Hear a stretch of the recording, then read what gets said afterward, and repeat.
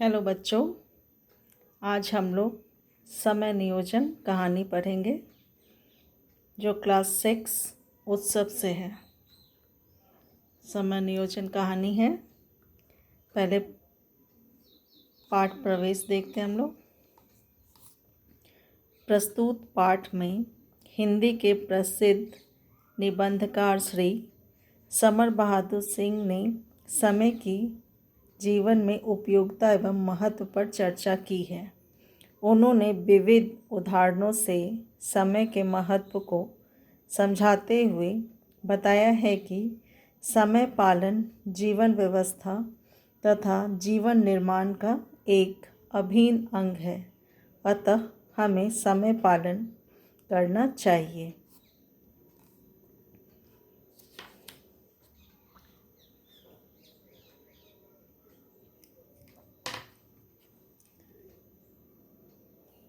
हम अक्सर शिकायत किया करते हैं समय के अभाव की, समय न मिलने की।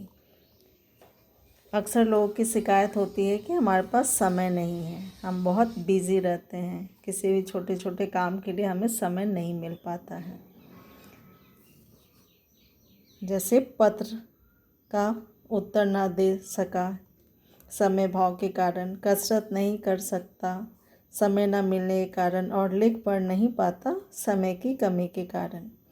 किंतु यदि हम सही ढंग से आत्मविश्लेषण करें तो हम पाएंगे कि हमारी ये शिकायतें अक्सर गलत होती हैं।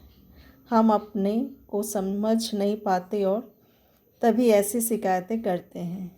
यह हमारा आलस्य है जो सदैव समय के अभाव की दुहाई दिया करता है।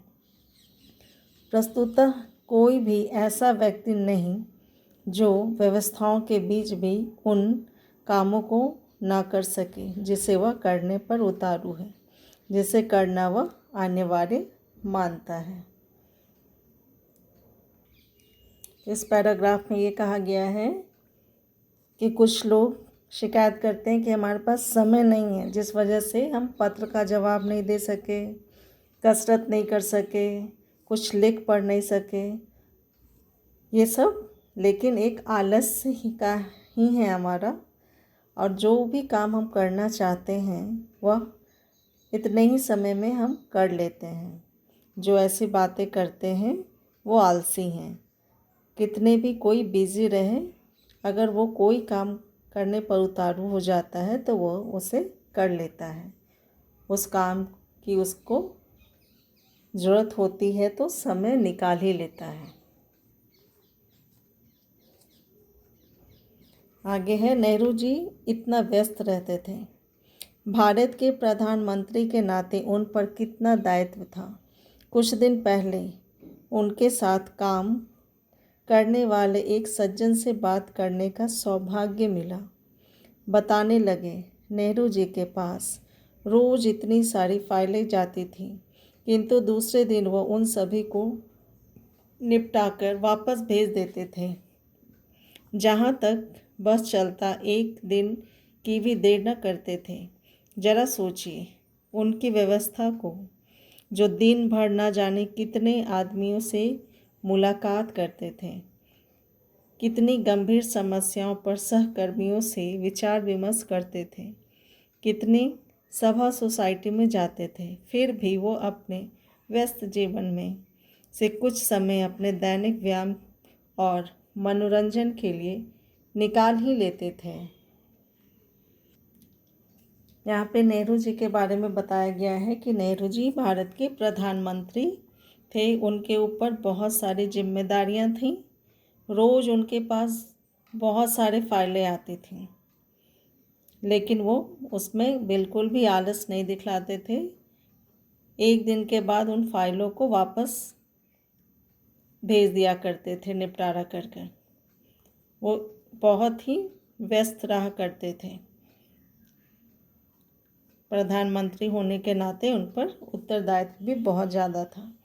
फिर भी वो सभा सोसाइटी में भी जाते थे और इतना बिज़ी रहते हुए भी, इतना व्यस्त जीवन में भी वो अपने लिए दैनिक व्यायाम और मनोरंजन के लिए समय निकाल लिया करते थे।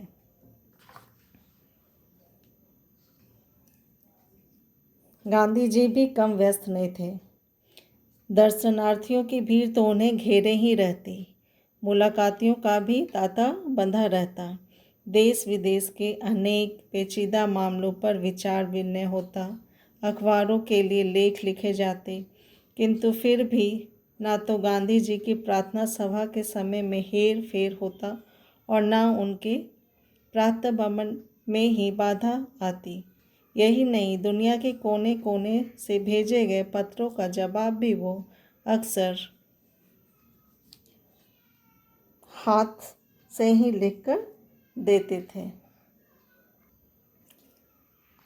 अभी ऊपर वाले पैराग्राफ में नेहरू जी के बारे में था, अभी इसमें गांधी जी के बारे में बताया है कि गांधी जी से बहुत दूर दूर से लोग मिलने आया करते थे, तो भी वो गांधी जी उनके लिए समय देते थे, समय निकालते थे, मिलते थे सबसे। देश विदेश से अनेक पेचीदा मामलों पर भी वो विचार विनिमय कर लिया करते थे, अखबार में लेख लिखने के लिए समय निकाल लेते थे, प्रार्थना सभा में जाते थे। उनका प्रार्थना सभा में जाने का बिल्कुल भी समय का हेर फेर नहीं होता था और वो सुबह की सैर जरूर किया करते थे, उसमें किसी तरह का उनका बाधा नहीं आता था। यही नहीं, दुनिया के कोने कोने से भेजे गए पत्रों का जवाब भी वो अपने हाथों से लिखकर ही दिया करते थे, किसी का सहयोग नहीं लेते थे, ये काम वो खुद किया करते थे।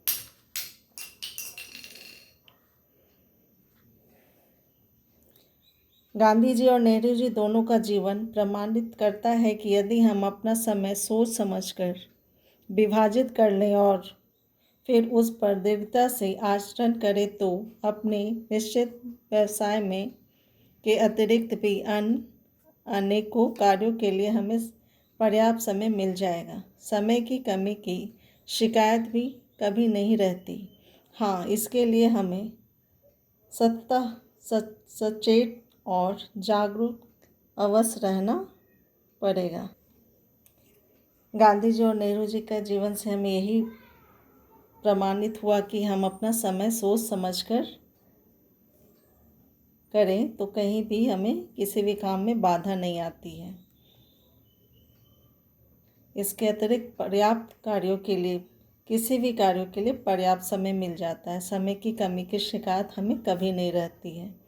समय विभाजित करके कि कौन सा काम किस समय करना है, इतने समय उसको देना है, दूसरे काम को कितना समय देना है, ये विभाजित करके हम करें तो हमारे पास समय की कमी कभी नहीं होती। इसके लिए हमें सचेत और जागरूक रहने की आवश्यकता है। किसी ने ठीक ही कहा है कि समय धन के समान है, अतः सावधानी और सतर्कता से हमें अपने धन का हिसाब तो रखें, पर समय के हिसाब में थोड़ा ज़्यादा ही सावधानी बरतें। कारण धन तो आता जाता रहता है, किंतु गया समय फिर वापस नहीं आता। जैसा ही कि लिखा हुआ है कि किसी ने ठीक ही कहा है कि समय धन के समान है, फिर भी समय का महत्व ज़्यादा है। समय का महत्व इसलिए ज़्यादा है क्योंकि धन जो है वो आता जाता रहता है। कई बार धन की कमी अगर हो जाती है तो फिर मेहनत से धन कमाया जा सकता है, लेकिन जो समय चला जाता है वो ज़िंदगी में फिर वापस लौट कर नहीं आता। समय का बजट बनाना जिसने सीख लिया उसने जीने की कला सीख ली, सुख और समृद्धि के भंडार की कुंजी प्राप्त कर ली। समय का महत्व को बताते हुए कह रहा है कि जिसने भी समय को महत्व को समझ लिया वो सुख और समृद्धि का भंडार की कुंजी उसे प्राप्त हो गई। समय नियोजन के अनुसार काम करने पर हम देखेंगे कि हमारे जीवन की व्यवस्था के बीच भी कितनी निश्चितता आ जाती है। सभी काम सुचारू रूप से निश्चित समय पर अनायास होते चले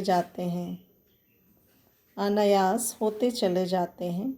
कसरत के लिए समय निकल आता है, आध्यात्मिक मनन चिंतन के लिए भी और पठन पाठन के लिए भी।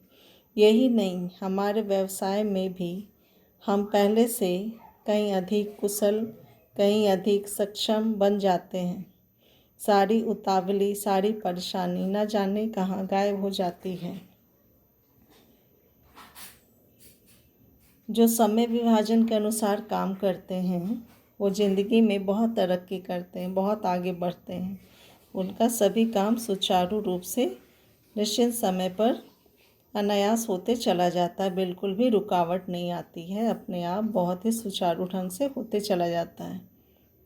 कसरत के लिए समय निकल आता है, आध्यात्मिक मनन चिंतन के लिए, पठन पाठन के लिए, जो व्यवसाय करते हैं वो उसमें भी और भी कुशल हो जाते हैं और कहीं अधिक सक्षम बन जाते हैं। सारी परेशानियां उनके समय विभाजन के करने से खत्म हो जाती है।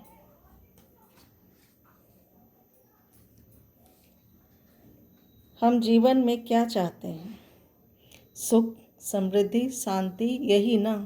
किंतु ये सभी चीज़ें तभी मिल सकती हैं जब हम इनको पाने का निरंतर प्रयास करते रहें। यदि हम व्यायाम के लिए, चिंतन के लिए, अध्ययन के लिए समय नहीं निकाल पाएंगे तो हमारा तन मन कैसे स्वस्थ और सबल बन सकेगा? विषम परिस्थितियों में भी हम अपना संतुलन कैसे बनाए रख सकेंगे?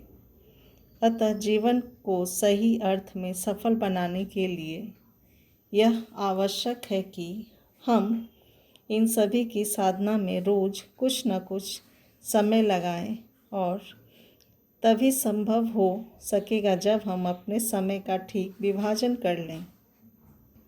रोज उसका लेखा जोखा करते रहें। जो समय की कद्र करना सीख गया वो सफलता का रहस्य समझ गया। हम अपने सुख, अपनी समृद्धि के लिए अपना समय विभाजन जितना शीघ्र कर लें उतना ही अच्छा होगा, क्योंकि किसी मनुष्य ने यह चेतावनी पहले ही दे रखी है कि समय और लहरें किसी की प्रतीक्षा में खड़ी नहीं रहती।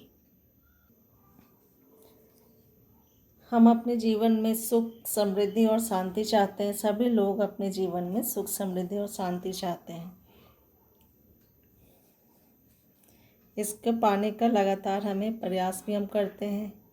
व्यायाम के लिए, चिंतन के लिए, अध्ययन के लिए समय नहीं निकाल पाएंगे तो हमारा शरीर कैसे स्वस्थ रहेगा? हमारा तन मन बिल्कुल भी स्वस्थ नहीं रह पाएगा।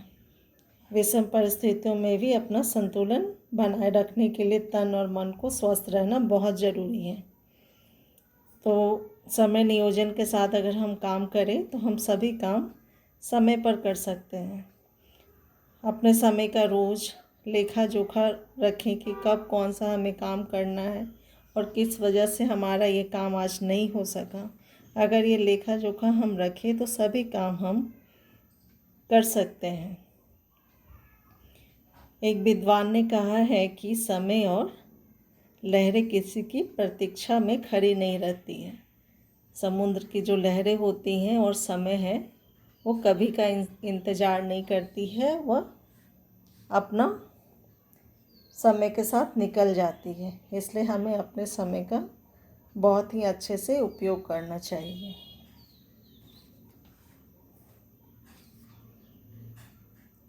वयस्कों की प्रतीक्षा विद्यार्थियों के लिए समय पालन का कई कारण से अधिक महत्व है। विद्यार्थियों को एक लंबा जीवन जीना है और सफलता की ऊंची से ऊंची मंजिलें तय करनी है। दूसरी बात यह है कि विद्यार्थी जीवन में जो आदतें पड़ जाती है वो जीवन पर्यंत बनी रहती है। विद्यार्थियों में छात्रों को समय तालिका दी जाती है, लेकिन वो केवल 5-6 घंटों के लिए होती है। कहा गया है कि जो बड़े होते हैं उनकी अपेक्षा विद्यार्थियों का समय पालन का बहुत ज़्यादा महत्व है, क्योंकि विद्यार्थियों को एक लंबा जीवन जीना होता है और सफलता की ऊंचाई पर उन्हें जाना होता है।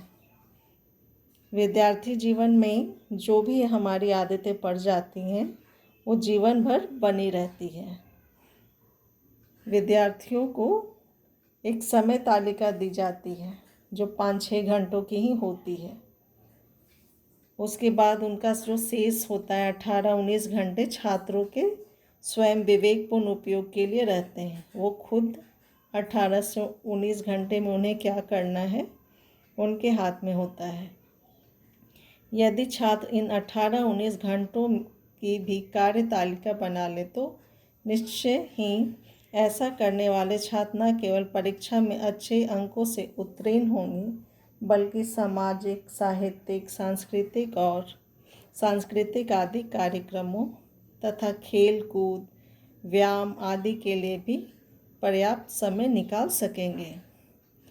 समय तालिका बनाने के लिए उनका दृढ़ता और निष्ठता के साथ पालन करना भी आवश्यक है। निर्धारित समय पर निश्चित काम करने से ही जीवन में सफलता मिलती है। विद्यार्थी जीवन को लंबा जीवन जीना होता है और विद्यार्थी जीवन में जो आदतें पड़ जाती हैं वो जीवन भर के लिए होती है, जीवन पर्यंत बनी रहती है। समय तालिका मतलब टाइम टेबल जो स्कूल में 5-6 घंटे के लिए बनी होती है, उसके बाद जितने भी 18-19 घंटे हैं उसमें विद्यार्थी खुद अपनी सोच समझ से एक समय अपना समय का उपयोग कर सकते हैं, अपना समय तालिका बनाकर।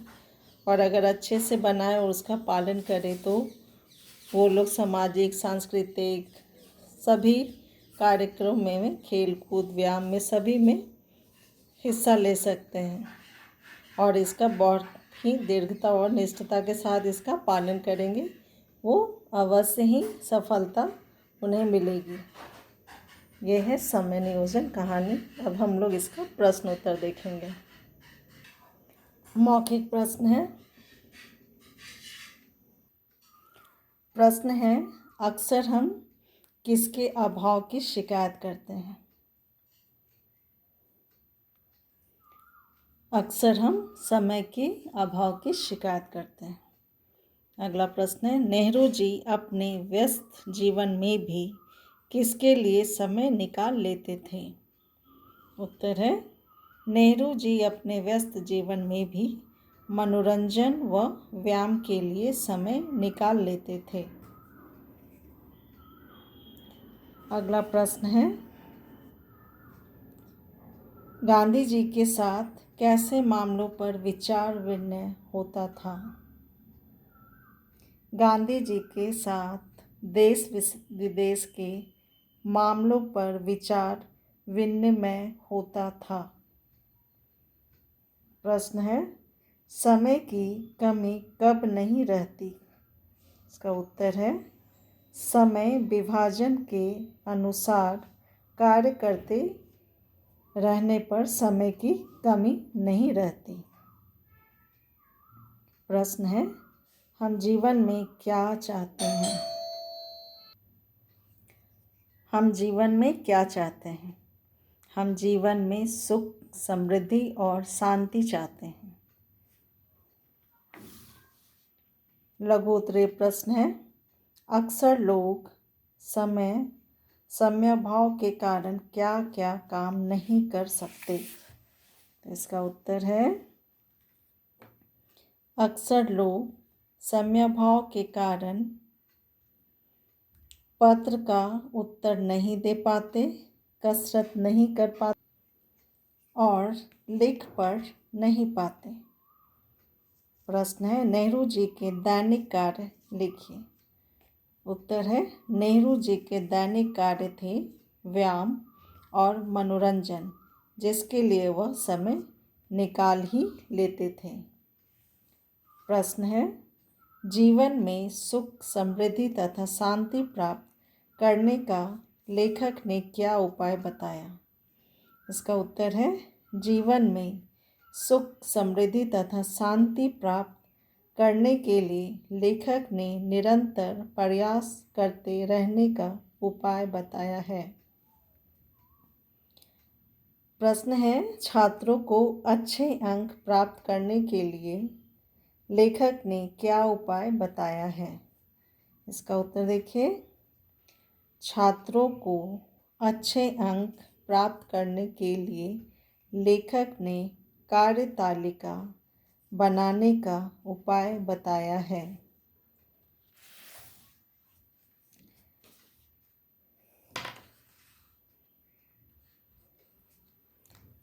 दीर्घ उत्तरीय प्रश्न है, हम आलस के कारण कौन कौन से काम ठीक समय पर नहीं कर पाते? इसका उत्तर है, हम आलस के कारण पत्र का उत्तर नहीं दे पाते, कसरत नहीं कर पाते, लिख पढ़ नहीं पाते, हमेशा समय की कमी का दुहाई देते रहते हैं। दूसरा प्रश्न है, नेहरू जी किस प्रकार अपना काम समय पर निपटा लेते थे? इसका उत्तर है, नेहरू जी भारत के प्रधानमंत्री थे। उन पर बहुत दायित्व था। उनके पास रोज बहुत सारी फाइलें आती थी, किंतु दूसरे दिन वो उन सभी को निपटा कर भेज देते थे। नेहरू जी सभा सोसाइटी में भी जाते, अनेक लोगों से मुलाकात भी कर लेते और अपने लिए व्यायाम और मनोरंजन के लिए समय भी निकाल लेते। ये सभी वो सोच समझकर अपना समय विभाजित कर लेते थे।